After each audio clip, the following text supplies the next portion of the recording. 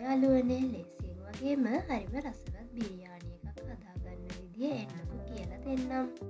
අවශ්‍ය ප්‍රමාණයට chicken, කරාඹුඩටි, කුරුඳුපොතු.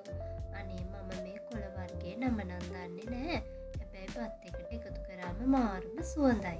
Lease, carrot ඔයාලට අවශ්‍ය ප්‍රමාණයට හාල්, ලූණු, අම්මිරිස්, සුදු ලූණු, තක්කාලි, යෝගට්, සෝයා සෝස්, ඔයිස්ටර් මේ ටික ළඟට ගන්න. හරි දැන් තෙල් එක රත් කරගන්න. රත් වුණ තෙල් එකට ලූණු, සුදු ලූණු එකතු කරගන්න. කරාඹු, කුරුඳුපොතු ඒ වගේම මම අර කලින් කියපු නම දන්නේ නැති කොලේ එකතු කරගන්න. ඒ කොලේ නම දන්න කෙනෙක් කමෙන්ට් එකක් තියාගෙන යන්න. සැර අනුව ඔයාලට පුරුදු විදියට ගම්මිරිස්, මිරිස් එකතු කරගන්න. රස අනුව ලුණුත් එකතු කරගන්න.